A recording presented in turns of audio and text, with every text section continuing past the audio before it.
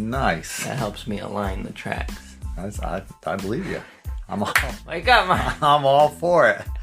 Go. I thought we were breaking. There was a play and I missed it. That's right. No place. No place. No plays. How are you, Mark? I am well, thanks. And you? I am well as well. Glad to hear it. Mm-hmm. Yes. So what's the status of your kingdom this morning? It's a mighty but small one.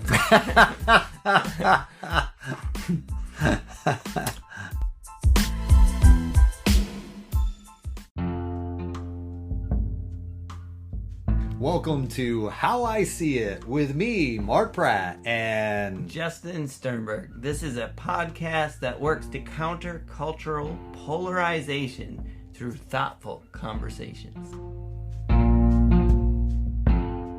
Yeah, so how's that for a transition? That's I'll give it a C plus. Yeah, it wasn't much of a transition. It was something. It was quick. We're talking about the kingdom today. And what does that mean for, really believers, people who are trying to live for the kingdom of God. Or, there's so many ways we say that. Living for God is just an example that people say, or, being a light on the hill, salt of the earth, those kinds of things. There's lots of metaphors that the Bible uses for this, but uniquely, we're going to speak of the idea of the kingdom, his kingdom, and, other ones, right? Sure. Thinking on that, and when you think of his kingdom, our kingdom, how often would you say you reflect on yourself, whether you're part of a kingdom or in your own realm? How often do you reflect on that for you personally?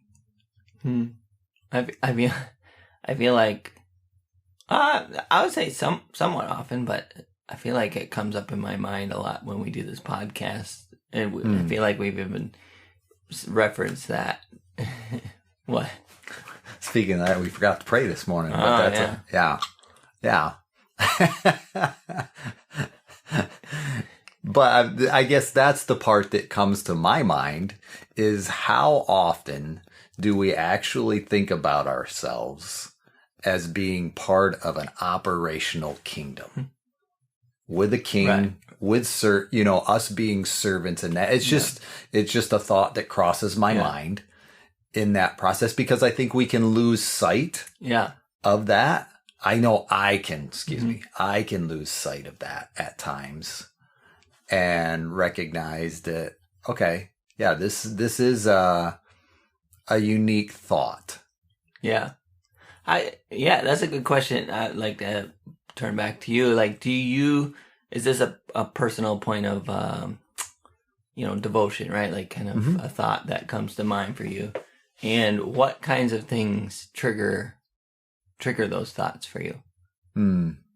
I think, for me, definitely in the morning, I am aware that I want to start the day. If I'm recognizing that I'm a servant of God in this greater kingdom for his good, there is that part of me that seeks to spend time with him each morning in such a way that seeks the direction for his life. And sometimes I'll go so far as to, write that down in my journal that, you're king, you reign in my personal life today. You're king. I desire to do what you would have me to do. And that's a part of my, kind of daily morning routine that tries to keep that perspective in mind. But I'll admit, I was going to say I'm not able. As of yet, I'm not always willing to hold on to that throughout the entire day. Yeah. And I think, that's the part that I think is, and I think it's going to be different for everyone, because some people, if I may say, of course, some people aren't even going to acknowledge that there is such a thing. Right. As the spiritual realm, this kingdom. But for me personally, I recognize it. It's a matter of how I go about holding on to it, or I go about recognizing his kingdom versus the kingdom that I desire to build here on earth, which I believe, what we do here on earth can have great impact on the greater kingdom of God.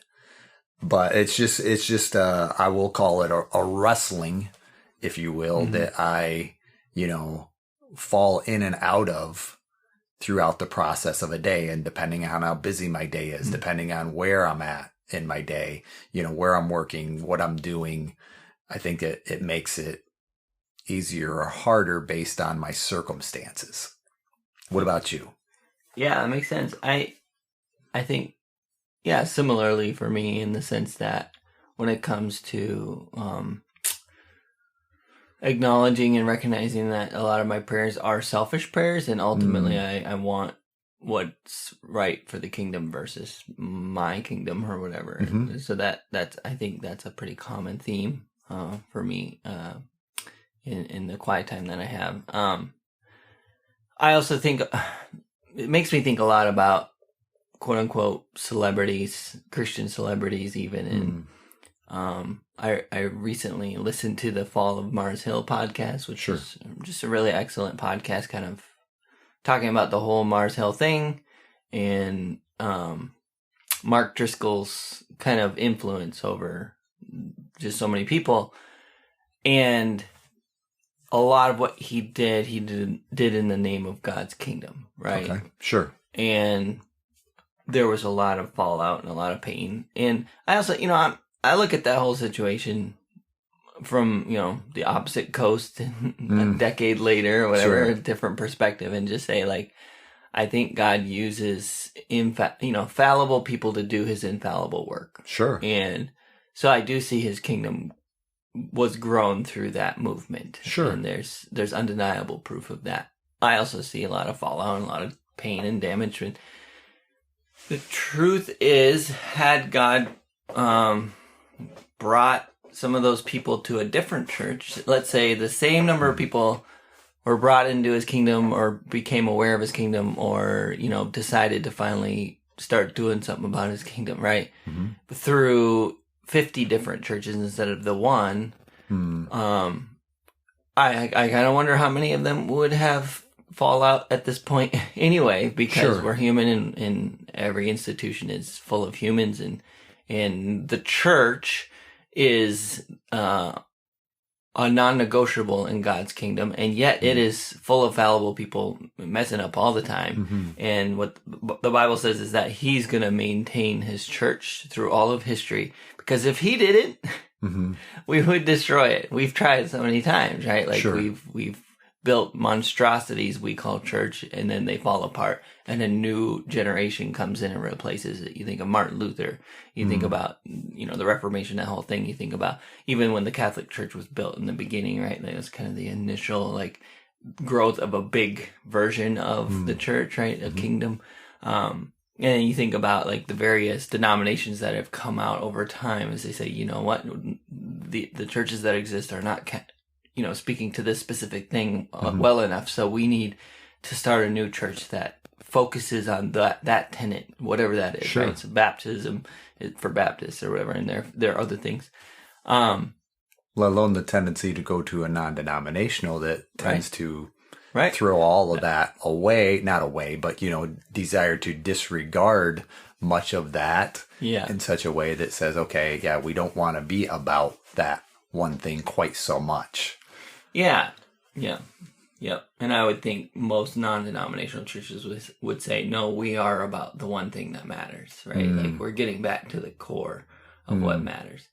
Now, every non-denominational church has its own flavor and its own bent and has its own specific, missions and all that. And so they do focus on things specifically, whether it's part of their creed or not. But yeah, thinking of all of those things and Mark Driscoll, it just gets a little fuzzy in terms of it's. And then you think about the verses that talk about stewardship, right? Okay, sure. And there's this parable that Jesus tells where the master leaves a sum of money in 3 different servants' hands, right? Sure. And he goes away for a period of time, several years. Yep. Then comes back and says, "Okay, what'd you do with the money I gave you?" And one servant said, "Well, I buried it so no one could steal it, and here it is, right back to you."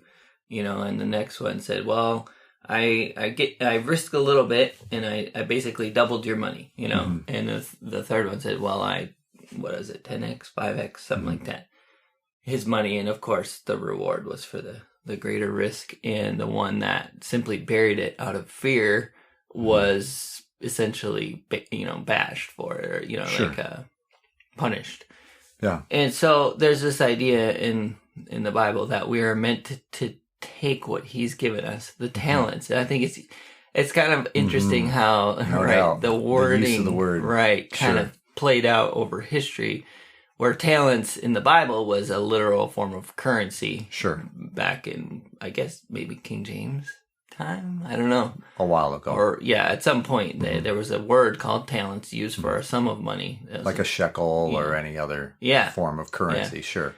But it's interesting how over the years in English, talents also represents our talents, our right? abilities. Our abilities, Sure.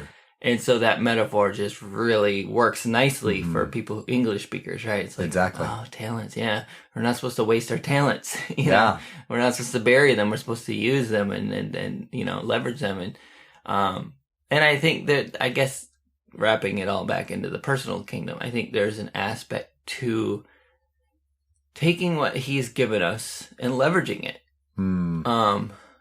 The key in that story was one was afraid and didn't do anything with it, and the others, doubled or tripled or whatever. But they did it to double His money, not to somehow skim off the top or build their personal kingdom. It was about, I want to do with my master's money what is best for him. Sure. And so I think it can be fuzzy, but I don't think it has to be.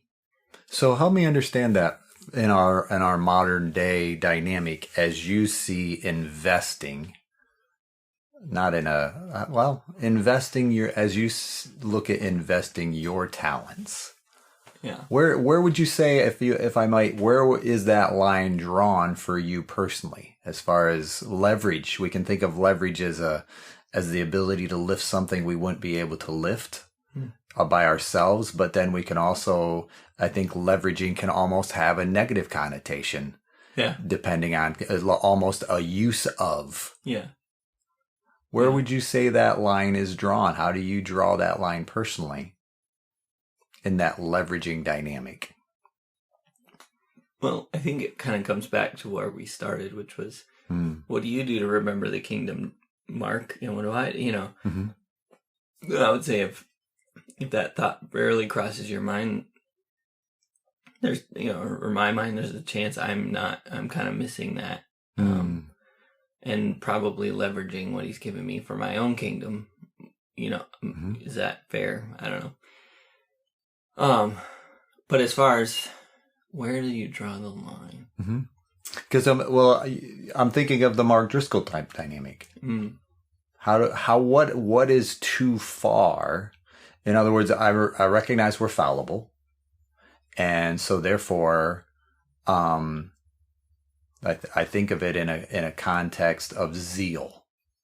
A person can be so zealous that they lose sight of how their desire tends to minimize the value of people. And I'm not sure that's a healthy part of God's kingdom. But yet I think we can get so zealous at times that we lose sight of that.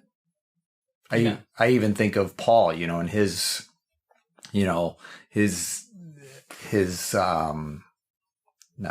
consuming, but his transformation. He said, basically that persecuting, that's the word I was looking for, persecuting, early Christians was something he did zealously. And yet he recognized kingdom. Yes, for his original viewpoint of kingdom. And then when his transformation, when he was blinded, that kind of thing by the light, that transformed. And I guess that's where I'm thinking of it. It's like, okay, I think for me, it does come down to a daily reflection, because I can admit I can get caught up in building my kingdom here on earth. And I'm not saying people who are more spiritual than I can't necessarily build their kingdom on earth in a way that completely glorifies God's kingdom. Mm-hmm. But I think there are, in our humanness, that's something we need to be mindful of. Mm-hmm. And I guess that's where I'm just thinking about it, because at times even if we look back at David, he built a kingdom, but then he went to the point of his kingdom. He grew his kingdom to the point that it was about his comfort. He was no longer working in service, and therefore it was another member of his kingdom, Bathsheba, if you will, as in his moment of, hey, I need to take a break. I've built this kingdom. I'm going to stay back and just kind of enjoy this. And that was part of his downfall where Bathsheba was concerned. Mm-hmm. And I guess that's where I'm thinking about it, to serve the kingdom well from a lifetime perspective. Mm-hmm. And I think even as Americans, we can definitely come into this, okay, I've been given these talents in a work environment, occupationally, but yet at times my goal can be to reach retirement, and I'm going to take a break. And I think at times we can lose influence at that point, because it's about, okay, I've achieved it, or even the man in the Bible who talks about the building a bigger barn. And I guess that's this kind of stuff that's coming to my mind, is how do we continue to create or build God's kingdom with God's help? I think that's a part of it too, that it's not us doing it alone for our glory. Yeah. And yet I think in our humanness, we can get caught up in that comfort, if you will. That's just as we're walking through this morning, I guess that's a little bit now you can bring it back and bring some clarity to that, as I've just kind of.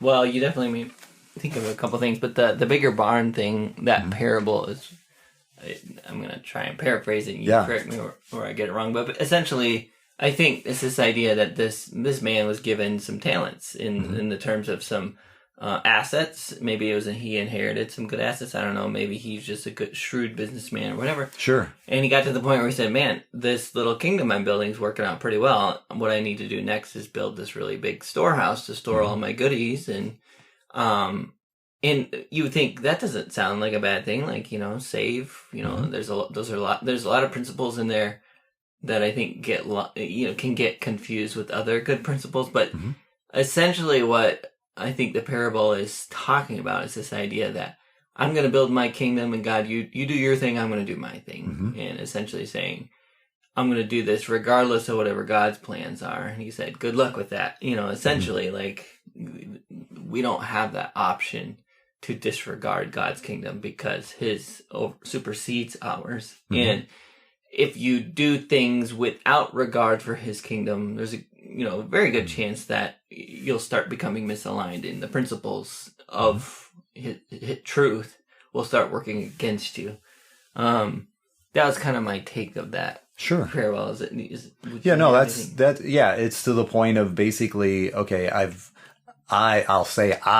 from that person's viewpoint, I've built this up. I'm going to build the next one even bigger, and then I'll just be able to kick back and enjoy the rest of my life. Yeah, and the other thing I was thinking about too is, you were saying, how do you keep from going over the line? And, basically, I think one thing that is comforting for me is that there is no line that will mess up God's kingdom. Okay. In that, you can look at this whole Mark Driscoll and Mars Hill thing and go, well, clearly there is, because that, disenfranchised a lot of people, so the word deconstructing our faith, that's that kind of came out of that movement, is this idea of getting back to the fundamentals and or discarding it, right? And so I definitely think there's some fallout there, but I also believe that there was a very large move of God where people came to him through the ministries of that church, and B, the fallout is not the end of the story. Sure. And, I've been involved in Celebrate Recovery for so many years and hearing testimony after testimony, every other week, right? Just so many opportunities, seeing so many opportunities where God turned, ashes into beauty and fallout into, a new structure, a new thing, what I mean? And so I guess I'm not worried about that part. And some people might be like, what's wrong with you or whatever. I'm just saying, like, I've seen enough proof to know that God can use the garbage stuff to then what we call garbage. Yeah. To turn into beauty. And so so all that being said, like, in terms of how do I not cross the line and mess up his kingdom, I guess I'm not worried about messing up his kingdom. I'm just worried about missing the boat. Sure. You know what I mean? Like, I want to be part of that kingdom because that is the forever kingdom. That's, and that's what he's called us to. We are citizens of that kingdom. If I go off and do my own thing, build my storehouses and retire, like, that boat's going to keep moving and I won't be on it. Now, I don't think that translates into, salvation, and I lost my salvation and I won't make it to heaven. I think it just kind of it's like burying the talents he gave me and sitting on them, and versus using the leverage that he's given me. And I guess that's where I'm coming from. I'm not, for me, I guess if I was answering my own question on the line, I think there would be an aspect of sensitivity to that. Yeah. Being aware that it could happen. That it's a possibility. And that, because I think when I reflect on, my kingdom, and I think at times I would dare say my kingdom can be in conflict with God's kingdom, even if I don't necessarily recognize it. Because I think when I think about God and his kingdom, he's a good king. And therefore, what he provides is sufficient for me daily. You follow me in that context? And I think when my mind starts shifting, I start thinking about my provision, providing for myself for years to come. Kind of like the guy with the barn. It's about self-sufficiency. At that point versus and preservation. Yes. Yeah. And I'm starting to think about, okay, the obstacles in life, and recognizing, okay, how can I insulate myself from those things?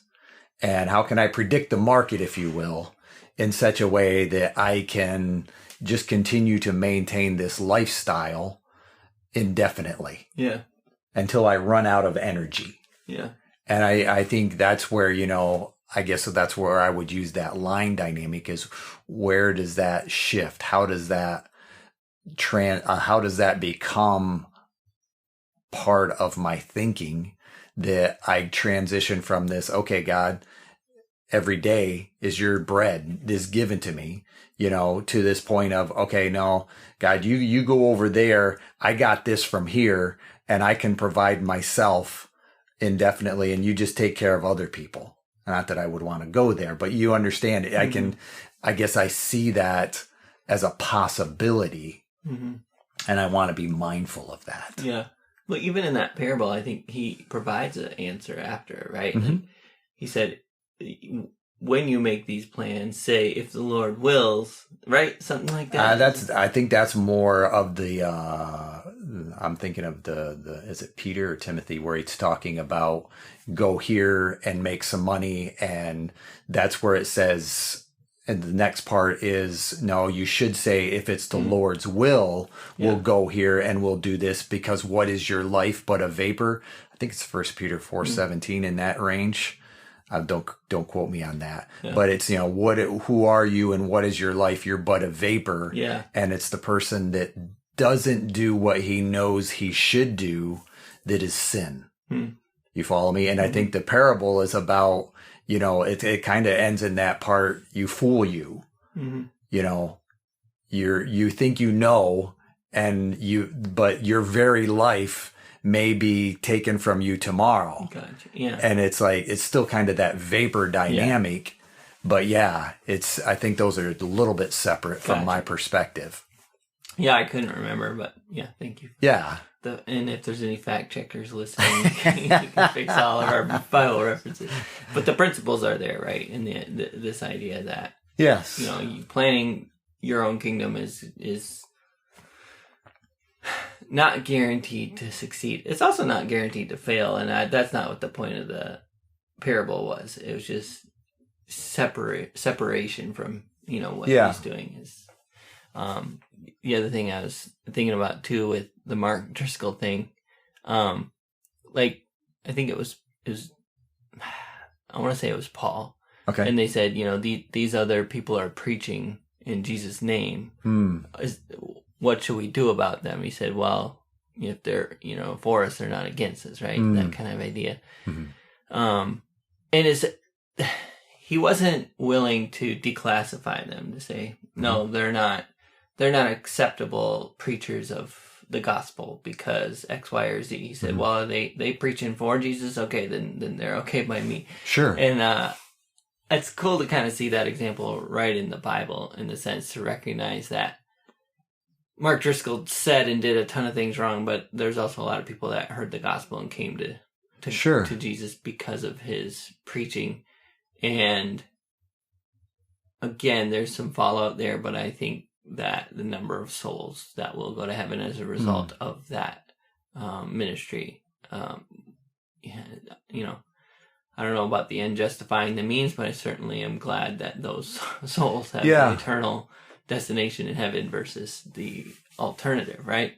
Yeah, and I think about it in the context you shared. I think it was the disciples, as they were, these people are going about doing this, and using your name, Yeah. And I think, unfortunately, in our humanness, we can think of the kingdom in a very territorial way. To the point that I'm doing the real work for God's kingdom, and what you're doing isn't part of it. But I think from my true perspective is what you do for the kingdom is what God's calling you to do. And I think you need to be about that, even if it's different than the talents that I've been given to use in such a way. And I think, that's what makes us ministers of the gospel to a certain degree, is when we all take our talents and all of our occupational dynamics and we use that to glorify the kingdom. Because I think we can be kind of territorial or even hierarchical, if you will, that what I'm doing is more important than what you're doing. Because we want to sit next to Jesus. The brothers, John and... Yeah, the two brothers there, the sons of Zebedee. The mom's like, can we get these guys to sit next to you in heaven? Yeah, one at your right and one at your left. We're all kind of doing that, I think. At times. Yeah. And I like, I was thinking about it a little more as you mentioned the fear dynamic, where I was asking about the line, and I think that is connected, because I think we can be so fearful about like the lesser servant who was given one talent, we just take it and say and bury it. Yeah. And I think there is something to be said for, what is it? It's bold prayers honor God, and God honors bold prayers.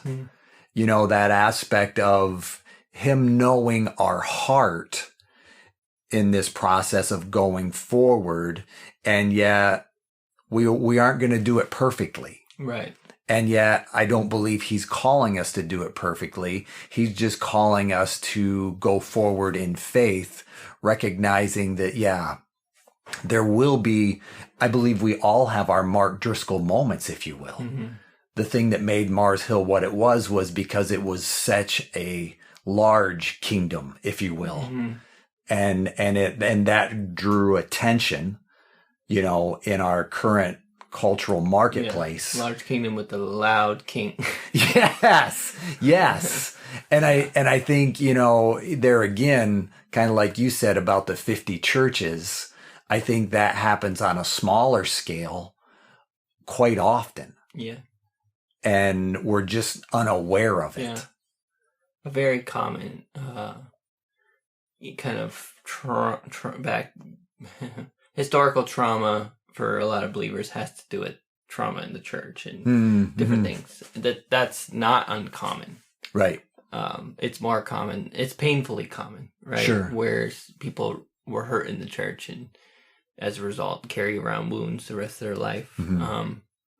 Because we're just stinking human and we mess up. And like you said, we're about doing our part for the kingdom. And sometimes we're trying to do our part on smashing others out of the way. And sometimes, like you said, critiquing, you know, we're on both sides of the wall, building the wall of the kingdom. And we point at the other one and go, look at him. Yeah. He doesn't know how to build a wall. He's putting on the whatever wrong. And instead of doing our job and focusing on that, we're, you know, tearing down others or comparing or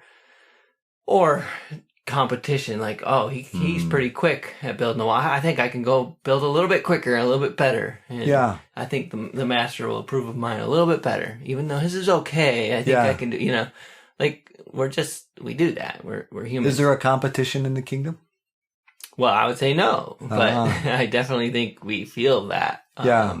Because it's our flesh, right? Our flesh is the thing that kind of makes the kingdom messy. Yeah. The kingdom as it is on this earth, which is why Jesus said you should pray that this earth will be like the kingdom in heaven, right? Like as things are in heaven, that they'll be that way on earth. In other words, our flesh is settled. Right. And I think it is that. I know it's not First Peter. I know that verse in First Peter, so I know the other one wasn't First Peter, but still that, you know, that humbling of ourselves is what minimizes our or makes our ability to cast our anxieties. And I think competition becomes a part of that. Yeah. Anxiety. It's like, am I doing it as good as someone else? But when I'm able to humble myself to a certain degree, and recognize this isn't about my kingdom, it's about God's kingdom, and what you're doing is just as valuable as what I'm doing, that takes away that anxiety. Yeah.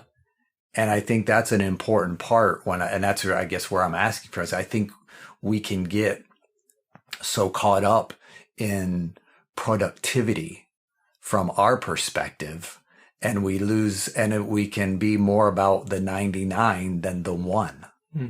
You follow me? It's more the numbers become so important when we get caught up in the competition dynamic. You follow? No, that's a great point. And obviously the parable about Jesus going to get the one and leaving the 99 shows that he cares about the individual. Yeah. You know, more, if not more, as much as the collective, right? Yeah. And I think the idea there is that the collective will take care of itself. You know, obviously in the spiritual realm, God's got that and the one. Like, sure, he has both. He has all power, but I think just his display of care for the individual is, I think, meant to be a model. And with kind of to your point, like, we're not meant to be hurting the one in order to, you know, gain the 99. But I kind of want to, so if you don't mind, I kind of want to transition this from this idea of church ministry, theology, you know, people in churches, you know, into like, what does this mean for real life, and for Bob, who goes to work at the steel mill, and for me, I'm a, you know, web developer / manager, that kind of thing. Like, how does this tie into real life? And if I'm out here, you know, building houses, am I missing the boat? Am I not, you know, building his kingdom? I'm building a literal house, so I don't have time to build his kingdom. In other words, I'm not an usher at church. I'm not I don't volunteer in some aspect. And can this still be a reality for me, that guy? You know what I mean? Well, there's the question for you, Mark. Yeah, that's the question for me. And it's interesting you say that, because I believe, yes, that, no matter what my occupation is, I can be a part of building God's kingdom with all the people that I interact with from that vein of life, if you will. And I think in a lot of cases, and this isn't anything against the church, I think, there are many who use their occupation to bring others just as much as many pastors would, in a church setting. Mm-hmm. And that's nothing against those who work as pastors, don't get me wrong. But I think of it even with Paul, he hooked up with some other tent makers. Mm-hmm.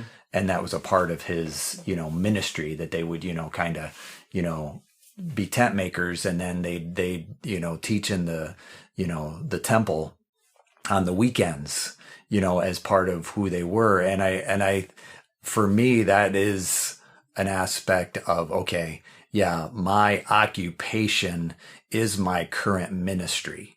And that's not that's not minimizing those who are called to ministry, but I believe we're all called to a ministry. Mm-hmm. Versus the ministry, if you will.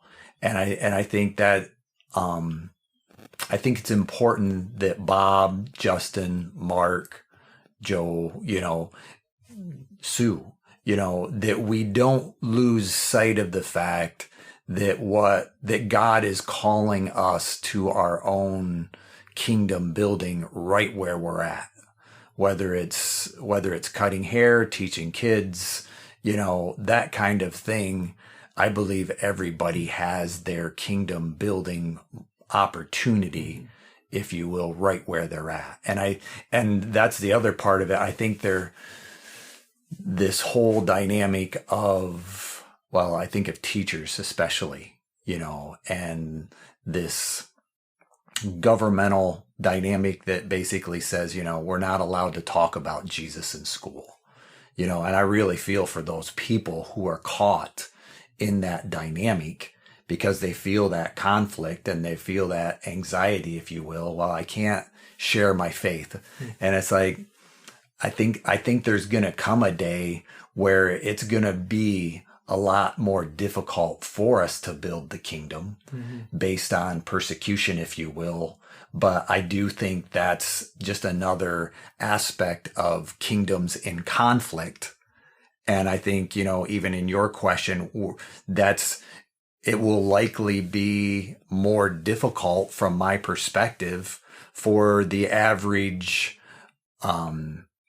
employer or business person to be able to do their business, in a Christian-like manner, or with a, very much open Jesus follower dynamic. And I think, we need right now is the time to be saying, okay, yeah, this may get more difficult, because I think there is a part where in our building of our kingdom, we can tend to forget that there are two kingdoms in conflict that are part of what we experience here on earth.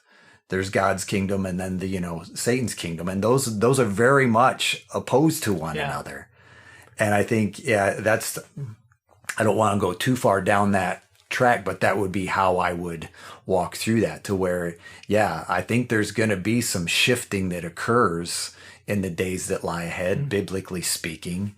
And it's going to be important to be mindful of, okay, do I continue to build my kingdom here on earth and do what I need to be comfortable here?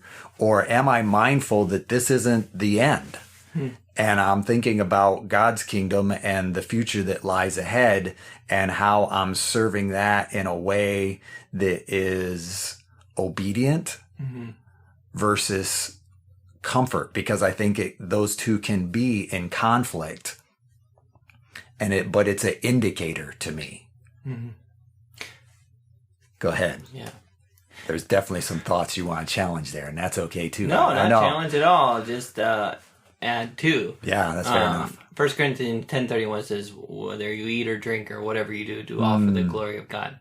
And we memorized that as a basketball team in high school. Oh, wow. My coach made us memorize that. We would say it before every game.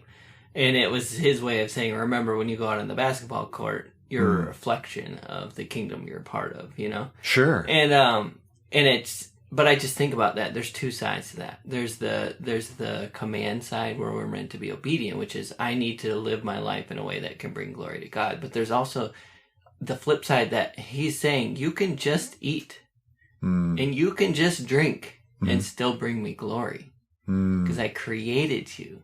Sure. And I built you exactly the way you were, and to drink the way you do and eat the way you do. And you know what I mean? That I don't think we often think about that side of it, is that he is pleased with our very existence. And we don't have to be standing on top of a, soapbox inside of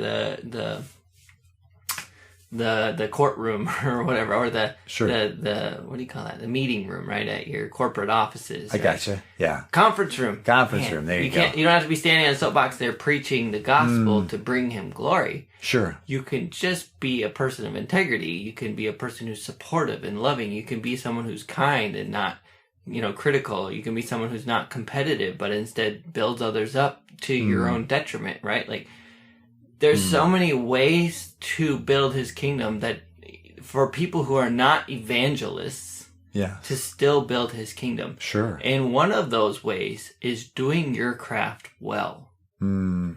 And I think, again, often, I don't think that message gets preached often enough, which is doing your craft well. With that idea in mind that, like, I'm building this because I'm part of his kingdom and I'm doing it for his glory. Sure. Like, I think that brings him so much glory. He doesn't need you to be preaching. Now, if he's called you to, he does need you to, right? Like, there's a difference between callings, and I understand that. But I really think there are many people who are just blue-collar workers, have no interest in being in the choir or being an usher or preaching or, at Celebrate Recovery, teaching there every other Friday night or whatever that thing is. But they show up at work and they do their craft well, and they're a person of integrity, and they don't take the bait when they have opportunities to cheat or steal in one sense or another. Like, you know what I mean? Yeah, and I do. think all of those things are opportunities to build his kingdom and to bring him glory versus only the special magical ones that are preaching or evangelizing or, you know what I mean? I do. And I think, like you said, as it becomes more difficult to preach using our words, it will become that much more important to know how to preach using our actions. Sure. And I think that's something that we take for granted now, I can just talk to them about Jesus. And I think sometimes we maybe lose track of the fact that our actions matter so much. And if you ever do get around to talking to them about Jesus, they are not interested because they've seen who you are in that context and in that context, and they don't align. So why should they trust anything you say, right? So all that being said, I think every one of us are called to do what we're called in the moment, whatever it is, whether you eat or drink, do it for the glory of God, And I also think about, like, the craftsmen that he talked about that built the temple and the tabernacle. There's no mention of their spirituality or how spiritual they were, and yet they are named in the Bible as being people of importance in the building of the most important building project of all history, the place where God's Spirit was going to dwell and meet, the kingdom. I think that's significant, right? No doubt. That there were people at that time that did their craft so well that only that single person in all the earth could do this job. Sure. And they did it immaculately, right? And it's talked about in the Bible. And I just think sometimes, again, we lose sight. We think about the priests and the Levites and the coats that they had to wear with all the stones, like just all of the process of the temple. And we're trying to replace that with our modern day equivalents with pastors and whatever. but we forget about the craftsman who built the temple. And it's interesting, the way you said that. Only one person on earth, and immaculate, Mary came to mind for me. To where it's not even necessarily always about the craftsman, the blue collar worker, the executive. It's about kids. Yes. It's about teenagers. That's good. It's about, anyone who knows Christ. And at that point, they become part of this exponential kingdom. You're in. Yeah, you're in, and therefore you can begin to enter into this process of kingdom building, whether you're a 7-year-old, 17-year-old, or, 70-year-old. That I really appreciate what you bring from that. Every person has their component of the kingdom that they are able to build. Yeah.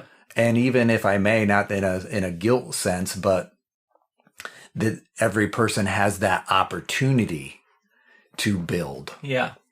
Yeah.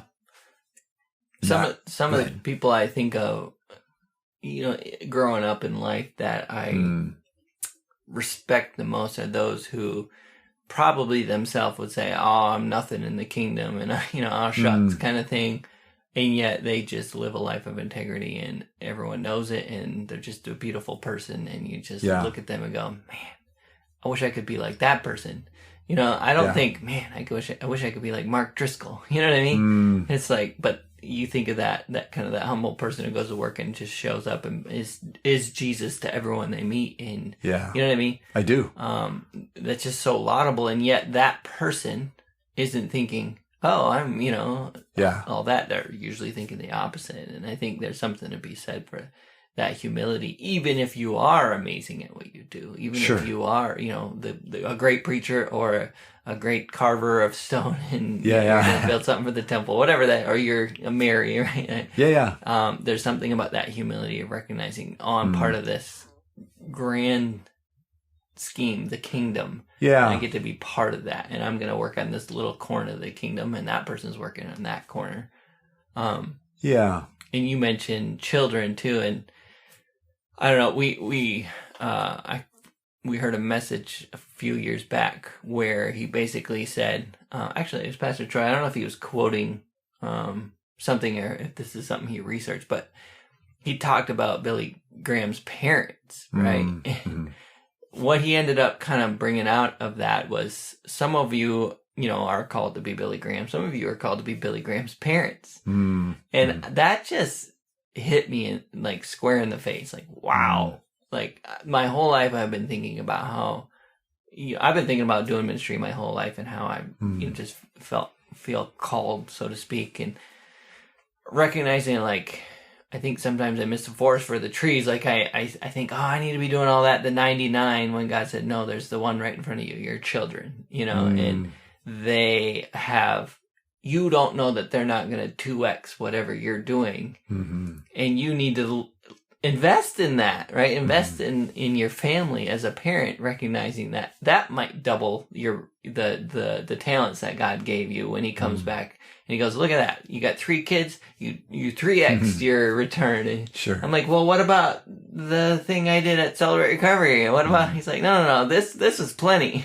Yeah. And I think for me personally, sometimes that becomes a sobering reminder, and something that I now try to incorporate as a reminder in my life, on a regular basis, of like, how are you treating this part of your kingdom, like of his kingdom? How are you stewarding your kingdom? Yes. Yeah.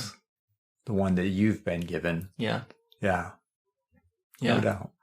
But I really like the idea that we are given opportunities to be excellent at certain things. And like you said, sometimes it's parents, right? Like, the excellent example of a parent, and you look at them and go like, wow, I want to be a parent like that, and sometimes it's crafting, carving stone, and sometimes, in my case, I like to think it's the code I write, I feel like I'm crafting it.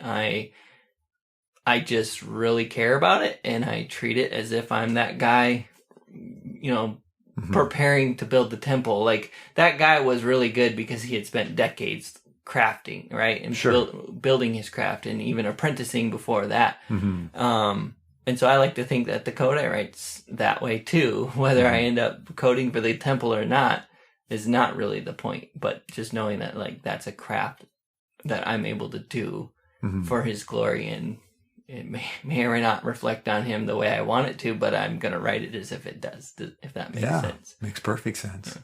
Do everything you do. Yeah. Yeah. I think that's just a really fun thought for me, because it's like, well, I don't have to be, like I said, out preaching. This matters too. Sure. You know? Yeah. That life of integrity. Yeah.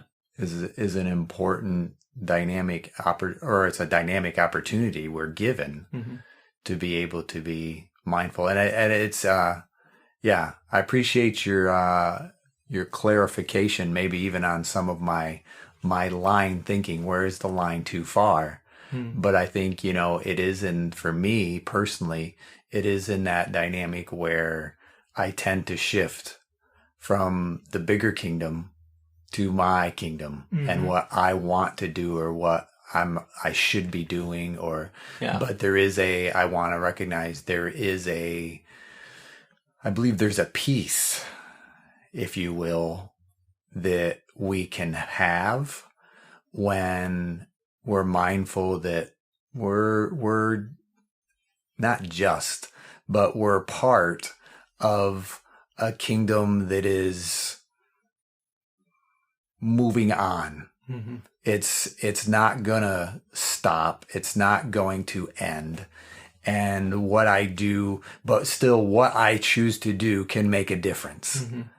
And I think that's, because it's not, if I'm starting to feel that anxiety, if I'm starting to feel that pressure, that competition, for me, I might need to pull back a little bit, because I think my focus has suddenly shifted, or not suddenly, but maybe over time shifted. Yeah. And I think, each life cycle stage is an opportunity for that to happen. Yeah. You bring up the kids. It's like, well, what do I do when I get to empty nest? Because in our audience, there's going to be people who, so what do I do with that transition? Because I'm not necessarily working on building my family so much. And now, and I have these extra resources, because I'm not, funding my children so much anymore, in that process. And it's just interesting to think about how I have this opportunity throughout my life to continue to reflect on whose kingdom I'm about, and what does that mean for me today. For today, yeah. For this month and this year. And yeah. Yeah, it's good. Yeah. I think one last final thought for me, too, is I think in the last couple of years I've really been trying to figure out the balance between, so like doing worship, for instance, you are up on a stage in front of people, and there is an aspect to doing your instrument well, and whether that's your voice or your actual instrument. And so there is this desire to do it well. But in that desire to do it well, it's like this reflection process of, did I do it well or not? And sometimes you say, yes, I did it well. And it becomes difficult to remember why you're up there. It can become difficult to remember why you're up there, and instead be focused on the sound instead of the spirit, right? Sure. And I think one of the things I've been slowly, learning is this thing that God uses that too. And it is the same answer as all the other things, which is continually remembering what kingdom I'm about. So I want my voice to sound better, but I want it to sound better for his kingdom. You know what I mean? And remembering that. And that, it might sound like, even like unbelievable to some people, like, oh, you just, it's about your own kingdom. It's like, well, yes, it's both. And I think that's part of it. You know what I mean? I think when we bring glory to him, there's going to be very many times where it also brings us a certain amount of credibility and us a certain amount of effervescent or whatever, like accolades. It's supposed to set us apart. It's supposed to make us, you think of the Daniels in the Bible, and you think of Joseph. When we do what God wants us to do, there's a good chance we're going to stand out in a good way. So just remembering, like, that's part of this whole equation, and you still have to put that on the altar too, and like say, okay, I see that now I'm getting more accolades, or I'm not, or so, maybe they didn't like what my singing sounded like, and does that matter for the kingdom? Okay, no, because I think I'm still called to do this. So I'm going to keep working on my craft, keep working on what I do, regardless of whether that person dislikes it or this person said I did an amazing job. It's not about either of those things, even though this one feels good and this one hurts really bad. You know what I mean? I do. Yeah. Continuing in the faithfulness with the opportunity you've been given, and doing that to the best of your ability with for God's glory, not being caught up in the perfection. Yeah. Just being in the obedience, I think, is And recognizing that there's a chiseling that's happening, right? Like, oh, sure. When I, like, for instance, the singing thing, and so, you hear enough accolades, then pride is very easy to come right in. And so a few critiques here and there is a good opportunity to chisel some of that pride away and go, you're not all that. You know what I mean? And I think that's a balance that's important. And I don't want to need that balance. I want to just be humble, but I recognize the reality too of, like, I'm human and the flesh is easily wooed. Yes. Yeah. And I think it are those who may have the chisel are quite often the people who have gone before us and know the shortfalls maybe at times to avoid, or did you ever think about doing it this way? And that becomes a part of our learning to be able to do what we do better as craftsmen for the kingdom. Yeah. Good. Thanks for sharing, Justin. Thank you for sharing. This is how we see it.